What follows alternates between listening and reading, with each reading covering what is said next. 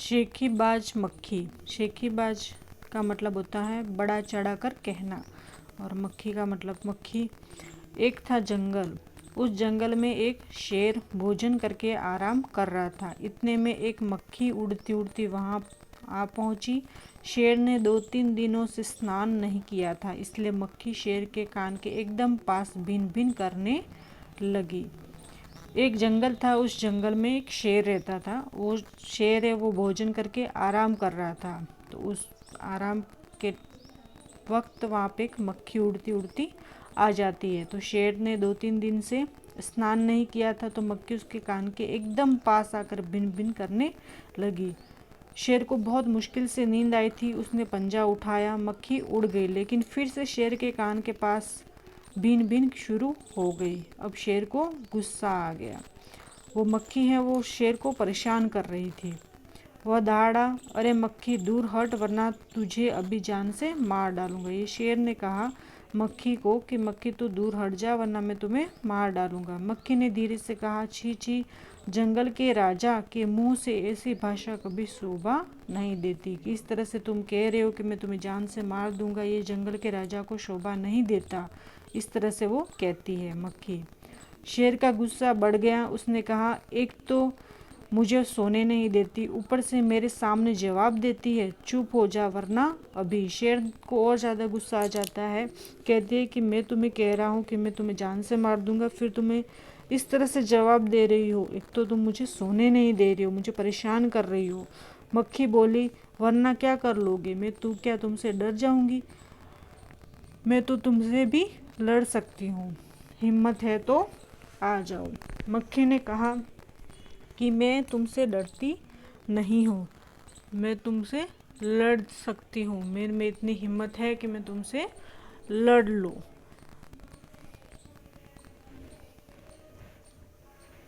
शेर आंख बबूला हो उठा। उसने कान के पास पंजा मारा। मक्खी तो उड़ गई पर कान जरा छिल गया। मक्खी उड़कर शेर की नाक पर बैठी तो उसने मक्खी को फिर पंजा मारा। मक्खी उड़ गई। अब की बार शेर की नाक छिल गई। मक्खी कभी शेर के माथे पर बैठती, कभी गाल पर तो कभी गर्दन पर। शेर पंजा मारता जाता और खुद को घायल करता जाता। मक्खी तो फट से उड़ जाती। कि मक्खी ने उसको शेर को परेशान कर रही थी। कभी कान पे बैठती, कभी नाक पर बैठती, कभी माथे पर, कभी गाल पर, कभी गर्दन पर, ऐसे बैठती जाती। और वो शेर है वो उसको उड़ाने के लिए अपने पंजे का उपयोग करता और पंजे से मक्खी को उड़ाता। लेकिन मक्खी तो उड़ जाती पर अपने आप को छील रहा था, अपने आप को घायल कर रहा था शेर। अंत में शेर उब गया, थक गया। वो बोला, मक्खी बहन अब मुझे छोड़ दो, मैं हारा और तुम जीती। बस। शेर ने कहा कि अब मैं उब चुका हूँ और थक चुका हूँ, तो मैं अपनी हार स्वीकार करता हूँ और तुम जीत चुकी हो। मक्खी घमंड में चूर होकर उड़ती उड़ती आगे बढ़ी कि ये सुन कर के मैं जीत चुकी हूँ। तो मक्खी को क्या हो जाता है? घमंड हो जाता है। फिर वो घमंड करती हुई आगे बढ़ती है। सामने एक हाथी मिला। जब हाथी मिलता है तो मक्खी ने कहा, अरे हाथी, मुझे प्रणाम कर, मैंने जंगल के राजा शेर को हराया है, इसलिए जंगल में अब मेरा राज चलेगा। हाथी ने सोचा, इस पागल मक्खी से बहस करने में समय कौन बर्बाद करे। हाथी ने सूंड उठाकर मक्खी को प्रणाम किया और आगे बढ़ गया। सामने से आ रही लोमड़ी ने यह सब देखा। लोमड़ी मंद मंद मुस्कुराने लगी। इतने में मक्खी ने लोमड़ी से कहा, अरे ओ लोमड़ी, चल मुझे प्रणाम कर, मैंने जंगल के राजा शेर और विशाल का हाथी को भी हरा दिया। जब हाथी ने भी सूंड उठाकर मक्खी को प्रणाम किया तो वो और ज़्यादा वो घमंड उसे हो गया। तो वो आगे बढ़ी तो लोमड़ी ने यह सब कुछ सुन लिया था। तो लोमड़ी है वो मंद मंद मुस्कुराने लगी। मक्खी ने लोमड़ी से कहा कि तुम भी मुझे प्रणाम करो, क्योंकि मैंने जंगल के राजा शेर और विशाल का हाथी दोनों को हरा दिया है। तो लोमड़ी ने उसे प्रणाम किया और फिर धीरे से बोली, धन्य हो मक्खी रानी, धन्य हो, धन्य है आपका जीवन और धन्य है आपके माता पिता। लेकिन मक्खी रानी, वह मकड़ी है, उधर एक मकड़ी दिखाई दे रही है ना, वह आपको गाली दे रही थी, आप उसकी ज़रा खबर लो ना। लोमड़ी ने मक्खी को कहा कि उधर जो मकड़ी है वो आपको गाली दे रही थी, इसलिए आप उसे भी देख लो यूँ। तो यह सुनकर मक्खी गुस्से से लाल हो उठी। मक्खी बोली, उस मकड़ी को तो मैं चुटकी बजाते ख़त्म कर देती हूँ। यह कहते हुए मक्खी मकड़ी की तरह झपटी और मकड़ी के जाले में फंस गई। वो मकड़ी को मारने के लिए मकड़ी के जाले में कूदी, लेकिन जाले में वो फंस गई। मक्खी जाले से छूटने की ज्यों ज्यों कोशिश करती गई, त्यों त्यों और भी अधिक फंसती गई। अंत में वह थक गई, हार गई, और यह देखकर लोमड़ी मंद मंद मुस्कुराती हुई वहाँ से चलती बनी। वो चली गई। उसके बाद आगे है, कैसी लगी कहानी। ये कहानी आपको कैसी लगी? कक्षा में साथियों के साथ बातचीत करो। फर्स्ट है, यहाँ पे पॉइंट दे रखे हैं कि तुम्हें कहानी में कौन सबसे अच्छा लगा और क्यों लगा। तो इसका उत्तर होगा आपके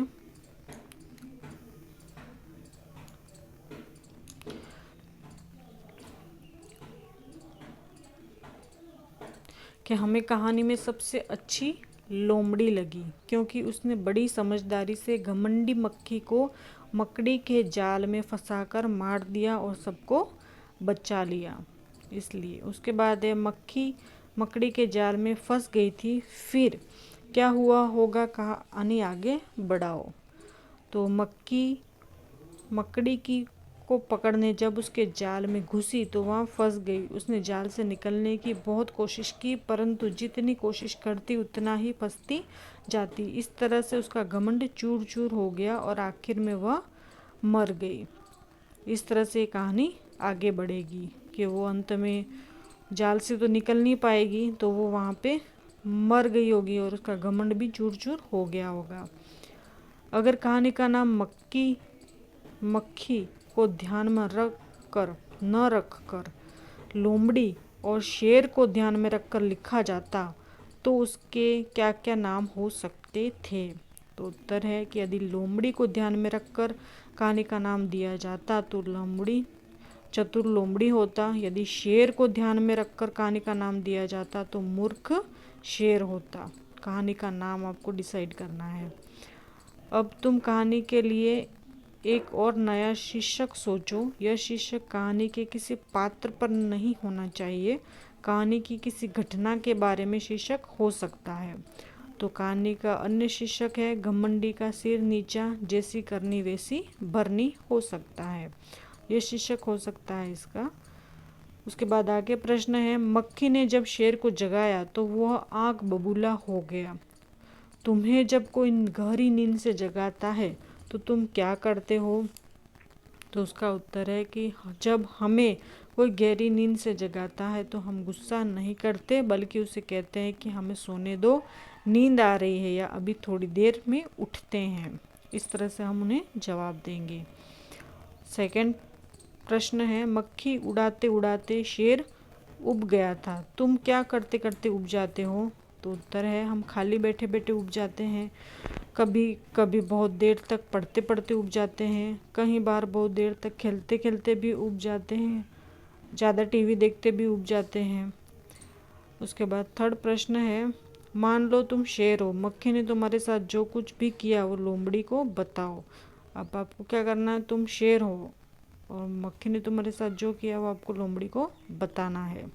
तो आप क्या बताओगे? तो लोमड़ी, बहन देखो, इस मक्खी ने मुझे इतना तंग किया हुआ है, इसने मुझे पूरे दिन सोने नहीं दिया, मेरे मना करने पर और भी तंग कर रही है। जब मैंने मारने की धमकी दी तो वह लड़ने को तैयार हो गई। वह कभी मेरे माथे, कभी हाथ, कभी नाक, कभी कान पर बैठ जाती है। अपने पंजे से उसे मारने की कोशिश करते करते मैं खुद ही घायल हो गया हूँ। मैं उससे बड़ा परेशान हूँ, मुझे इससे बचाओ। इस तरह से आप जवाब दोगे। शेर तो भोजन करके आराम कर रहा था, तुम खाना खाकर क्या करते हो? ये आपको लिखना है कि अक्सर क्या करते हैं और कभी कभी क्या करते हैं। तो अक्सर स्कूल से आकर खाना खाकर आराम करते हैं, और कभी कभी क्या, आराम करते हुए टेलीविज़न भी देखते हैं, टीवी देखते हैं। शेर ने भोजन में क्या खाया होगा? तुम क्या क्या खाते हो? शेर ने किसी जानवर का कच्चा मांस खाया होगा। और हम चावल, दाल, सब्जी, रोटी और सलाद व फल खाते हैं। उसके बाद किसने क्या कहा, यहाँ पे दिया है, एक स्टोरी बनानी है, नीचे कहानी से जुड़े तस्वीरें दी गई हैं, उसमें कुछ ना कुछ बोला जा रहा है, सोचो और लिखो कौन क्या बोल रहा है। इस तरह से आपको करना है। जैसे शेर ने क्या बोला और मक्खी ने क्या बोला। तो मक्खी बोल रही है कि मक्खी बोली, वरना क्या कर लोगे, मैं क्या तुमसे डर जाऊंगी, मैं तो तुमसे भी लड़ सकती हूँ, हिम्मत हो तो आ जाओ। इस तरह से ये मक्खी ने बोला होगा। अब ये शेर है वो क्या बोल रहा है कि शेर बोला, मक्खी बहन अब मुझे छोड़ दो, मैं हारा और तुम जीती बस। उसके बाद अब ये मक्खी ने यहाँ पे क्या कहा, मक्खी बोली, हाथी क्या तुम मुझसे लड़ सकते हो, ऐसा बोला होगा। मक्खी बोली, लोमड़ी रानी क्या तुम मुझसे डर गई। इस तरह से मक्खी ये बोल रही है।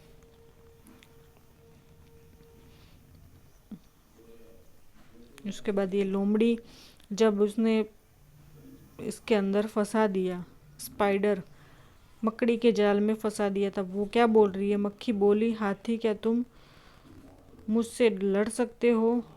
मक्खी बोली, लोमड़ी रानी क्या तुम मुझसे डर गई।